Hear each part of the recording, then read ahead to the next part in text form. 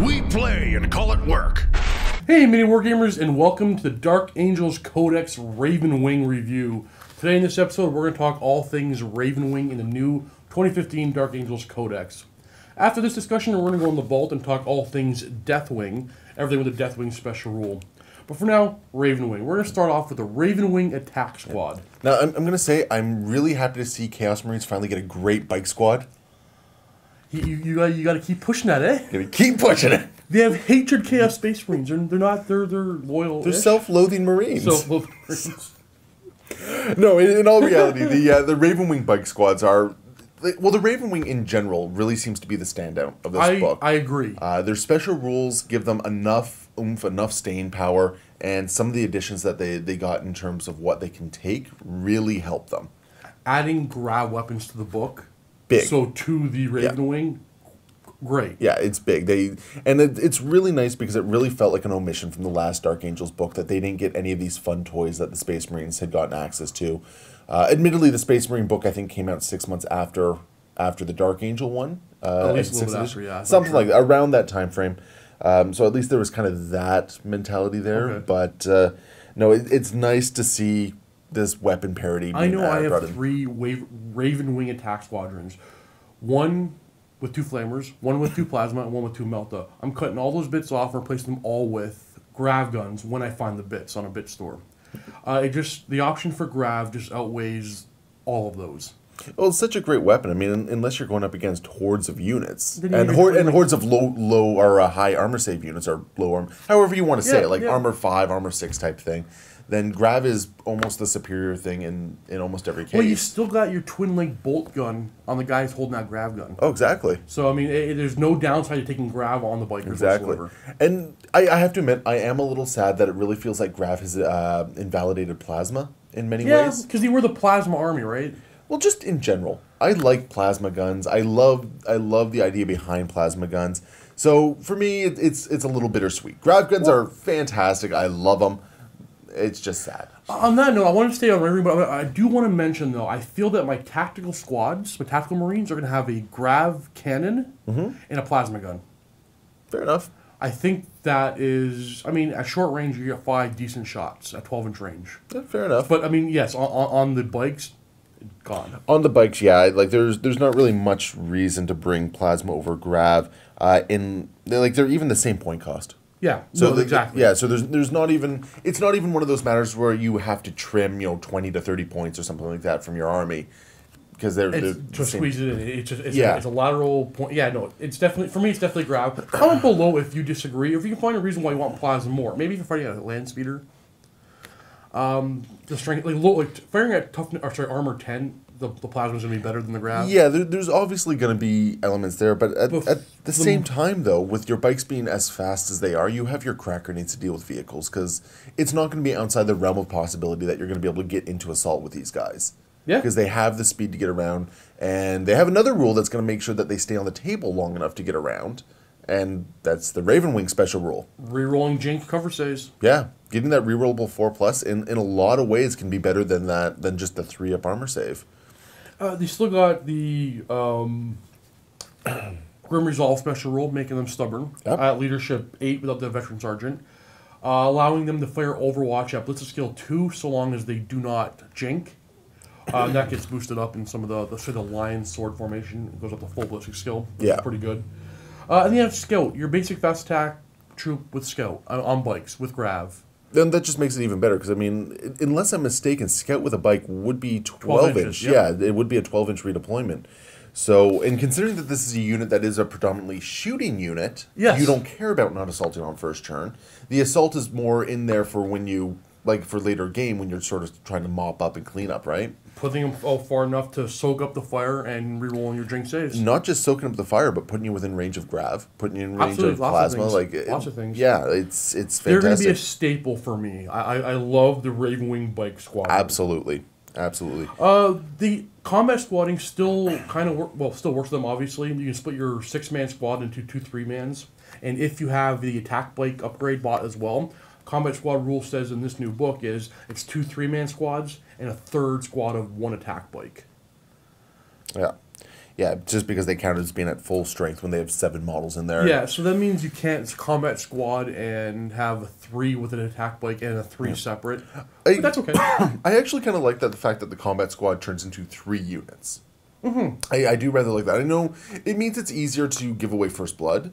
Yes. But it also means target saturation. The main advantage of it before was these were able to become troop choices. Yeah. And that was 3 objectives secured in the previous book. You don't have that anymore, but I mean, you have, firing on multiple targets, stuff like that. Yeah, like target saturation is a big deal these days. Absolutely. And like instead of losing, half a squad of bikes, now you're only going to lose, maybe 1 attack bike or 2 or 3 bikes on their own, right? Yeah. So. Which is yeah. Now, next option over is the Ravenwing attack bike. You can buy one on its own now, or a squadron up to 3. Yep. Hit and run Ravenwing Scout Grim Resolve, same as before. Any option to buy the multi-melta, and he has a teleport horror now. I don't know if he had it in the previous book, but he does have the teleport. I mean, the Ravenwing Bike Squad has it as well. Yep. And again, I'm not as familiar with the previous book and whatnot, but teleport they had it before. It's good synergy with Dark Angels in and of itself if you want to run the Deathwing, right? Or even if you're running allies. Like, say you're running like Grey Knight allies or something like that. Like, somebody put the suggestion in my mind, running the Ravenwing with Drago with Gate of Infinity kicking around. Now, I'm not sure if that exactly works, because I don't know if Gate of Infinity works the same as Deep Striking, like teleporting in. Doesn't it say you count as teleporting in? I'd have to double check it, but it put the thought into my head, and it got me thinking about... Yeah, it got me thinking about other armies that do have teleporting in or could benefit from the teleport homers. And there's definitely some things in there, like, say, even like the first company formation from Space Marines. Like having those teleport homers to make sure that they're coming in, right? So there's definitely synergy here, and it's going to work well with deep striking army allies. So what is that formation called? The one where you have to go to Warhammer World to buy the rules? Oh, you want to see the PDF online? The deep striking drop pods and assault squads that can... That's not the Warhammer World one. That's the I think it's called the Skyhammer Execution Force. So you take in a formation of the Ravenwing, which gives you a Ravenwing squadron, and then them. Turbo boost off the table. Actually, yeah, that way your assault marines coming in are pretty much coming in where you need them to be. As long as those Raven, I mean, it's not a surefire thing, but it's a fun thing to try. I think it'd be worth a try, because I mean, if you can get that accurate deep strike. Does that one say you have to come on turn 1? I'm not familiar enough with the rules, because unfortunately, if you didn't buy the set, you don't. I thought it gives it once. And yeah, with your Necrons, I remember that. Yeah. I thought it was going to do a lot better than it did. Yeah. Didn't do so well. It is what it is. The Ravenwing Landspeeders, the squadron up to 3, everything same as before if you're a Dark Angels player. So it's very similar to Space Marine Landspeeders. They have the anti-grav upwash special rule now. Yeah, so that's the extra 6 inches if they're flat outing as a squadron. Yeah, so you've got 3 models in the squadron, you flat out an extra 6 inches. I really like these little squadron rules. Yeah, they're not like, a lot of them aren't really that big or huge, but it's a nice little touch to encourage you to bring the squadrons. If I got the space, though, I want these separate. I don't know if I can think of a reason where I want 3 Landspeeders in a squadron. No, fair enough. Landspeeders themselves are pretty vulnerable. Yeah. I mean, at armor 10, and then open the whole top. point's just spilling over onto each other. But they have the Ravenwing special rule, so Landspeeders that reroll their Jink. Yeah. Now, the next one is what I think really adds some synergy to the Ravenwing, or already the Ravenwing Dark Shroud, or the DJ booth. The DJ booth. The DJ booth. It's only 80 points still. It has some buffs it didn't have last time. First of all, it does have Shrouded. It does have the Ravenwing special rule, so it jinks on a 2+ rerollable. But everything within 6 with the Ravenwing special rule, or is it Ravenwing? Yeah, it is Ravenwing. No, it just says any friendly model with a Dark Angels faction within 6 of the Ravenwing Dark Shrouds gain fear and stealth. So your bikes now cost fear. Your bikes are jinking on a 3+ rerollable. Yeah, that 3+ rerollable becomes a real pain, and it has Scout as well.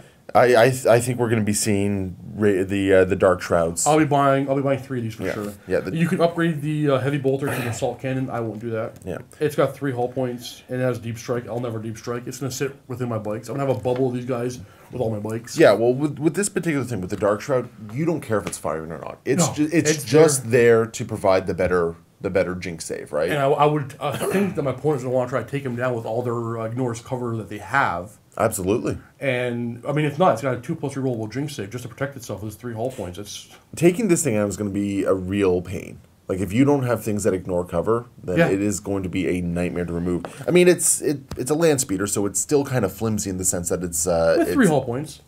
3 hull points, but armor 10, and I mean, is it an open-topped one? I don't think it says open-topped. It does not say open-topped. Which is... But neither does the Landspeeder. It's kind of interesting, because I thought most of the Landspeeders, unless it was like the Landspeeder, like the armored ones... So does it say open-top in the digital? It does not. Okay, I didn't notice that. The Ravenwing Landspeeders and the Ravenwing Dark Shroud don't say open-topped. Yeah. It's probably an omission. Yeah, I want to look into that a little bit. Because that... Oh, there's one more bonus. I forgot about this. There's one more bonus that's actually really, really good. Enemy units cannot fire Overwatch at friendly units with a Dark Angels faction that are within 6 of 1 or more Ravenwing Dark Shrouds at the start of the assault phase. So if I want my Ravenwing bikes to charge in, can't fire Overwatch if this thing is within 6. But again, that's one of those special rules that I don't think it's glaringly overpowered. It's a nice little extra rule to have. Yeah, that's 3 bonus rules this thing has gained over its previous incarnation for no points adjustment. Now, the big advantage of that particular rule, I think, is it's going to allow you to fire at something and then hide in combat for a turn. Because your Ravenwing have hit and run. Do they have hit and run? The Ravenwing, I believe they do. They have hit and run? Yeah, so basically the tactic I see happening here is you're going to fire with your bikes, they're going to get into combat, or they're going to fire, you're going to have your Dark Shroud around, and you're going to then assault in. And you're going to hide in combat for a turn or two, and rely on your 3-up armor save to get you through it. And then you're going to hit and run at the end of their turn, and you're just going to go back to all firing. over again. And it offers a really nice sense of security. So far, Ravenwing, just great. Yeah, I'm not sure how I feel about the 2-up rerollable Jinx save as far as the health of the game goes. I think the 2-up rerollables were a big issue with things like the Seer Star and whatnot. I mean, a 2-up rerollable save of any kind is always extremely frustrating. Right. I mean, so for the health of the game, I'm not quite sure how I feel about that. But I mean, in the realm of this book, kudos for Dark Angels. Yeah, I mean, it took Dark Angels from here and brought them up to here. Is it Necron Eldar level? I don't know. Is it at least Eldar level? Possibly. It's going to be interesting to see. I'm very motivated. I have a lot of projects on the go, but I really want to get to my Dark Angels as soon as possible because I really want to try this. I feel that it has some of the resilience of my Necrons and a lot of the mobility of my Eldar. It's kind of like the in-betweener army for me of those 2 armies. Fair enough. And maybe that won't be so cheesy. I'm hoping anyway. We'll see. I mean, you can still put a lot of bikes on the table. Is one of the concerns. Well, I mean, going on to the next one, the Ravenwing Black Knights again. They have skilled riders, so they jank in a 3+ rerollable anyway. You got 1 Dark Shroud near them. Now they're a 2+ rerollable for the Black Knights. Yeah, they're essentially mobile Terminators, which is very better scary. than Terminators. I mean, they're still toughness 5, and 2+ rerollable, and cheaper.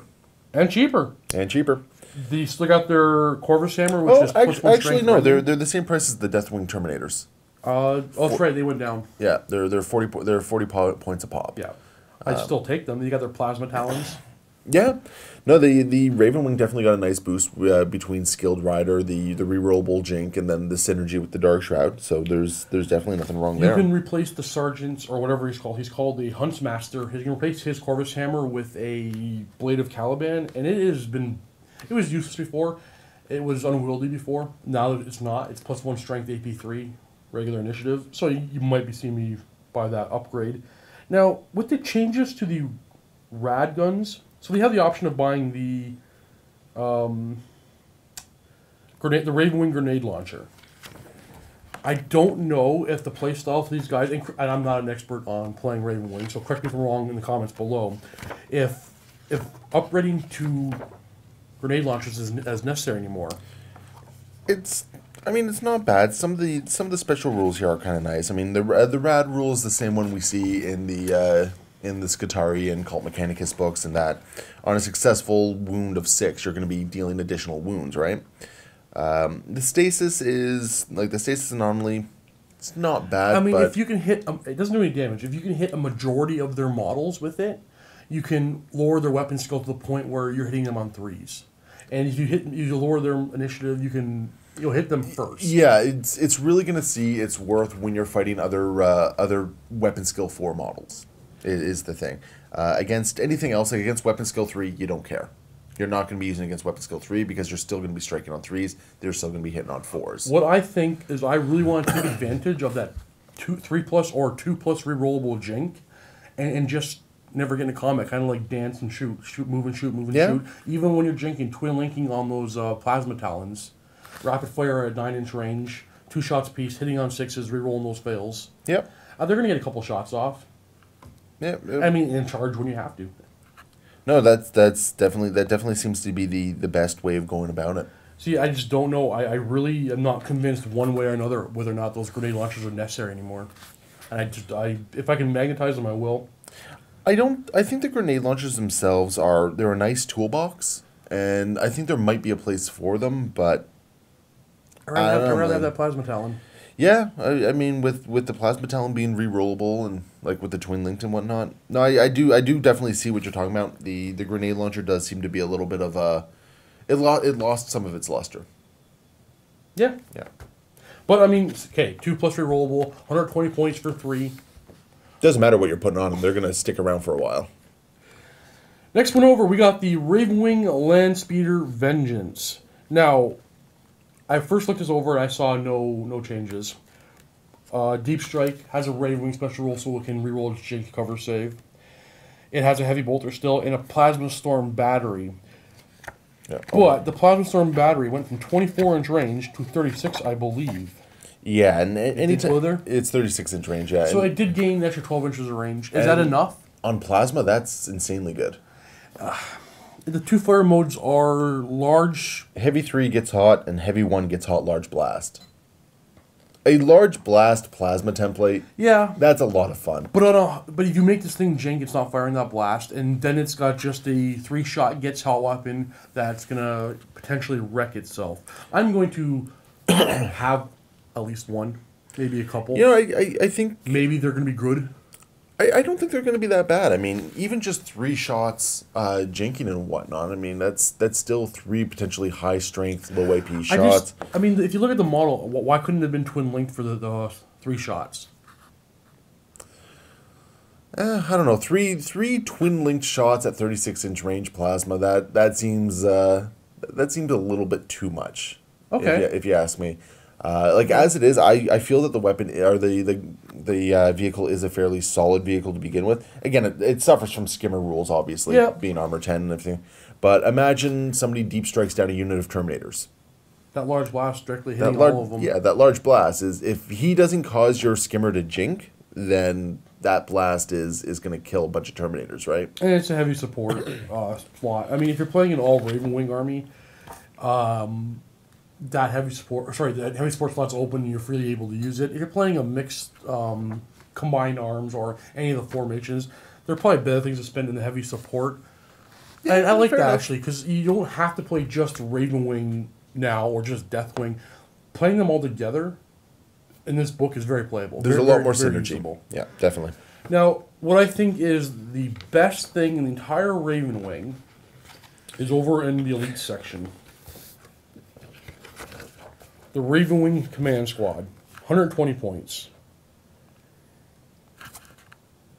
Skilled Rider, jinking on a 3+, put that Dark Shot next to them, jinking on a 2+, rerollable because of Ravenwing, and you buy an Arthesium.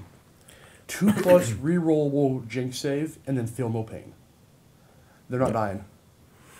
No, that's better than Necron. Yeah, no. Well, I don't know if I'd go as far as to say it's better than Necron, but Necron's only 3 rolls. Where's the third roll? 2+ rerollable. Oh, you're counting the reroll as the third roll. Fair enough. Yeah. No, they're definitely beefy, but I mean, for 120 points for 3 of them, it's. I mean, again, it's a Terminator, but it's more resilient than a Terminator. It is. So long as you're not getting hit by something that ignores cover. It is. It's definitely resilient. Ignores, and that's kind of the name of the game here. Ignores cover is going to be a bad day for Ravenwing. Even still, they still got their toughness 5 and 3-up armor. That is true. Is there much ignores cover that's also AP 3? Well, if you're looking at the Tau, Drake. Well, yeah, the Helldrake, will do the Tau with their marker lights. Marker light, yeah, sure. They can do it. But Tau are no longer the top tier. Oh, I gotta fight Tau today. It's gonna be terrible. That is very true. But at the same time, yeah. if you go up against a Tau list and they have enough marker lights... But I mean, if you're fighting Tau with Ravenwing, you get your Dark Shroud, you get really close, and then you just charge them, and they can't Overwatch. I'm not disagreeing with that fact. Yeah, so there's things there that, like, I'm not going to be, oh, Tau, it's an auto loss. It's definitely not. Rolling up against a trio of Vindicators in the Space Marine book with that large blasting noise cover, the Apocalyptic Blast. You would Strength have 10, to use your AP1 mobility ignore cover. to stay out of that maximum range of 24 inches plus 6-inch move, so yeah, 30 inches. You gotta stay 30 inches away from those at the end of your turn. But you know what? If the bikes are staying 30 inches away from the Vindicators, they're not touching the Vindicators as well, right? Exactly. So, but see, I like that. I like having to decide how much risk do I want to take this turn. How far up do I need to go? Yeah, the risk versus reward is always a nice question to be asked. But I mean, there's no denying a 2+ rollable Jinx save with feel no pain is absolutely. I will actually feel dirty bringing this to the table. Yeah, you're not having any luck with your armies lately, are you? I'm hoping you just feel dirty with everything. Is considered balanced. You're just feeling dirty no matter what army you're playing. Necrons, not even close to balanced. So.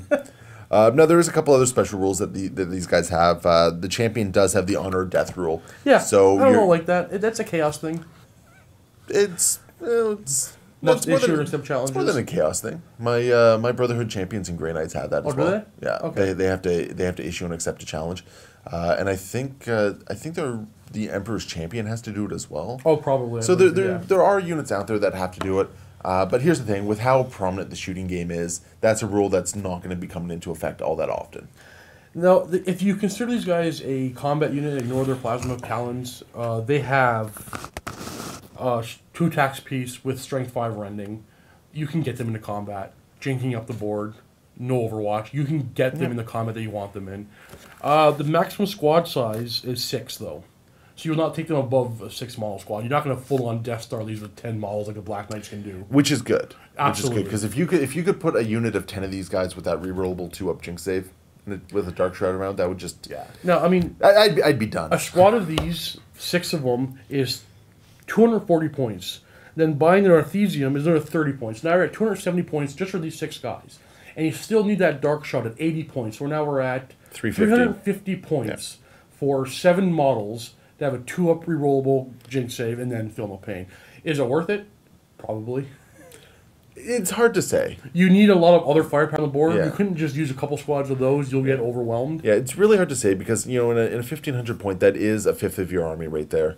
Yeah. And very few models. It's a fifth of your army in 7 models. Now, at least with something like the Dark Shroud, it's going to be affecting other units as well. Yes, like you're not just bringing it for this one unit, right? Chances are you're bringing it, it's going to be affecting a whole bunch of things. I don't know. I think Ravenwing got a majority of the love in this book. Oh, absolutely. They were, in my opinion, probably the best in the previous book, though I only have the Deathwing as you see here. This is everything I have painted for Dark Angels on the table right now. Oh, the Dark... I was almost going to walk away from this. Yeah, we have to talk more. We have to talk about the Dark Talon as well. So yeah, the Flyers. Let's talk about not the Dark Talon first, the Jet Fighter first. Oh, okay. I thought you just wanted to talk about the Ravenwing stuff. Oh, I guess the Jetfighter is Ravenwing. Yeah, sorry, it does have Ravenwing. So yeah, the Nephilim Jetfire, 170 points, it armor went 11. Up 10 points, and it was considered crap before. However, it now rerolls its Jinx cover saves in the air. And a Flyer that rerolls its Jinx save. Not too shabby. Now, technically, it can be within 6 of a Dark Shroud.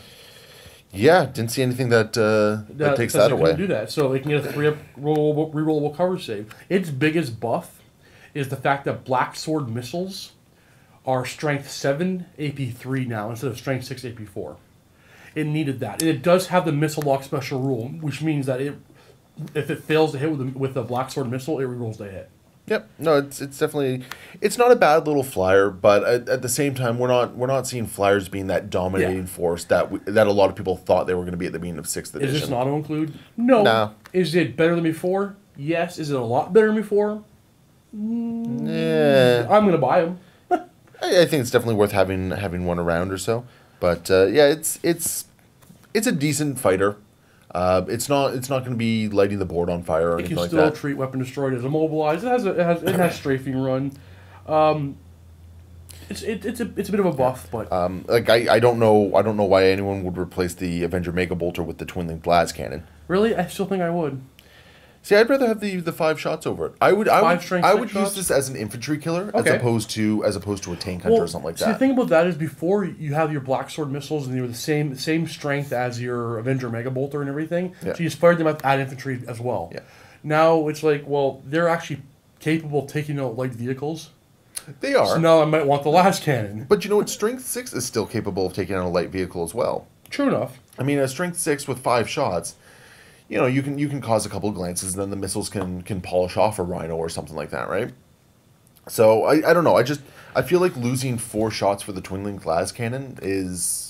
Yeah, that's one of those things where I'd negatize it because there's no clear. This is what I always want. I mean, at 5 points, it's not an automatically. Well, no, I'm never going to do it. I'm never going to consider it. If it was sitting around 10 or 15 points, I probably then I would agree with you. Yeah, I probably wouldn't consider it. Just my own personal style and whatnot. I'd probably look at this as more of an infantry killer than anything else, just because the weight of shots that you can put out there. I agree. You're not wrong. That and single shot weapons are always disappointing. Well, it's twin linked at least. Yeah, exactly. It is twin linked, and strafing run will give you that extra little bit of oomph to it. Hitting on twos. Like you're definitely not using this to hunt other flyers. I don't think. Not like, well, I mean, it can. With missile lock and strength 7 on the missiles now. It can in a pinch, but I don't think I would. Yes. Yeah, I don't think I would, unless you had like that absolutely great rear armor shot. I think plasma talons do fine at hunting other flyers. Twin link rolling on 6s, but I mean that's not here or there. Okay, another real gem in the book. I can't believe I almost forgot about this one. The Ravenwing Dark Talon. Yeah, this one from kind of being the black sheep of the family to being kind of cool. I don't think it was that bad. I think the jet fighter was the black sheep. But yeah, this wasn't the greatest either. Its weapons were nothing to write home about. But the big winner on this guy is the Rif Cannon. The Rif Cannon went from Strength 5 AP, I think it was 5. I'm not sure. It was Strength 5 AP, nothing good, to Strength 10 AP2, Blast, Blind. Strength 10 AP2. Blast and Blind it had before, but it doubled its strength, it's AP2. Now, I really like the Rif Vortex. I think that's a really cool special rule. The whole idea behind this one is I had to read this one twice, and I had to go in the rulebook to double check on this one. Yeah, so unless I'm terribly mistaken on this one, the way the Vortex or Rif Vortex works is when you're firing the weapon, if you roll a double on the scatter, it's going to become a Vortex. Which means it follows all the Vortex rules, which means it becomes Strength D. So if people aren't familiar with the way Vortexes work, it's basically a remains in play small blast that randomly wanders around the table. I can't remember if it's every player turn or every game turn. You basically roll. So rare that we don't see it often. Yeah, I know. I have it in Vortex of Doom for my Grey Knights, but I rarely use it. But the whole idea is you're rolling 2d6 in a scatter die whenever it calls for it, and it just rolls around. If you ever roll doubles again, it is going to go away. Yeah. But the thing is, say you launch this down on a middle of a squad of some sort, and it creates a rift. Well, all of a sudden you have a rift in the middle of a squad that as soon as it scatters... It's going to hit some more. It's probably going to hit some more, yeah. No, this thing went from the same point cost and got nothing but buffs. The cannon, strength... Ignore the fact that it can become Vortex, it can become D. It's strength 10 AP2. Now, the one thing I couldn't catch here, and maybe you saw it if I didn't, does it still create a rift if you roll a direct hit but you still roll doubles? It just says if doubles rolled on the dice. So direct hit, doubles rolled, still strength D direct hit. So there you go. That makes it a little bit cooler as well. Now, it gained hover. Not hover strike, hover. So it can drop down as a skimmer. And I can see myself doing that a lot. I mean, it's armor 11 all the way around. Rerolling his Jink cover saves, I could see myself going down into hover quite a bit. Well, yeah, there's not, aside from the fact that everything would snap fired in the air, there's not really much point to keeping it as a flyer because you want to have that mobility. Really good mobility. Put that strength 10 radiated. Yeah. But at the same time, if you need to get it across the table, you have that option. Run over there and get over there. Yeah. Like I could definitely see this being run primarily as a skimmer because you're going to want to be able to change your facing as often as possible for the shooting, right? It still has its Stasis Bomb, Strength 4, AP5, Large Blast, 1 use only, Vast Stasis Anomaly. If the unit is hit by 1 or more weapons with this special rule, its weapon skill and initiative is reduced by 3 to a minimum of 1 until the end of the turn.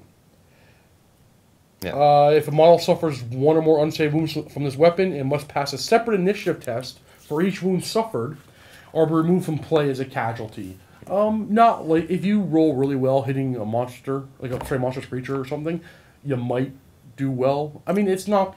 You're never gonna bank on that one. They fail their armor save in your turn. Initiative test. You choose the order of operations. The initiative test comes before the reanimation protocol. Yes, you're absolutely 100% right. Yep, because I remember there was the big discussion regarding regarding Hellfrost. There's that big discussion there. No, but no, it has to. It has to suffer 1 or more unsaved. Yeah, you're right. Yep, because as soon as that wound bemes unsaved, you then go into the next step. Okay. So this is purely a Necron bomb against everybody else. It's going to do nothing. Now, can you remove against Tau? Can you remove from play a gargantuan creature?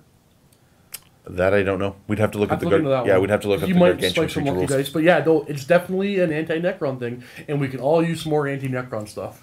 Absolutely, absolutely. But it's still only Strength 4, AP5. It's not going to do great. It's 1 use only. You're not even against Necrons. You're not banking on this thing. No, it's. But the Strength 10, AP2. You're banking on that. That one, yeah. Yeah, you got some use there. Yeah, that's a lot of fun. 160 points, Strafing Run, Hover Strike, 2 Hurricane Bolters, Rif Cannon, Stasis Bomb. All good things. I'm buying a couple of these. Yeah, definitely a fun flyer. Any other thoughts on the Ravenwing? They really are the winners of the book. Absolutely. In a book that I think is pretty good across the board. Yeah, and especially once you start factoring some of the formations and whatnot, the way you can play these guys, they're definitely going to be seeing the tabletop more often than I think the other forms. Like I know you're keen on trying out the Green Wing as well, and that's actually what's kind of fun about this book. I don't think you're wrong for wanting to try out the Green Wing. I think the Dark Angels, the guys in green, are going to be on the table. You're going to see them. They're going to be playable. Yeah. And I think I'm going to do a lot of mixture, too. I will play some fluffy pure Ravenwing. I'll play some fluffy pure Deathwing. I'll play all of them together. I think the book, I'm very, very happy with it. With internal balance, it's solid. I was disappointed with my other 2 books because I thought, too much. Disappointed probably in a good way. But, I mean, this one I'm super happy with. I need to get some stuff painted as soon as possible to try it out. Yeah. And, guys, if you have played with them already, comment below. Let me know what you think about them. Yeah, absolutely. All right, so there's the Ravenwing, loving them. We're going to go right now into the vault and talk about the Deathwing. They didn't do as good, but they're not dead. No, absolutely not. If you're not a Vault member, you can click the links below and get yourself a 7-day free trial and just watch that video right now and here and today. You can cancel after 7 days and get charged nothing, but... You know, if you stick around, that's awesome. It is awesome. It really helps us. Vault members are what help us, or they're everything for us to make these videos. We need them to... And there is a lot of extra content that we put together for Vault members as a way of saying thank you and to really making it worthwhile for people. That being said, if you're watching this on YouTube, we very much appreciate you guys as well. Oh, your absolutely. Likes and your subscribes, your views, again, help us tremendously. Love you guys just as much. Absolutely. Happy wargaming, guys.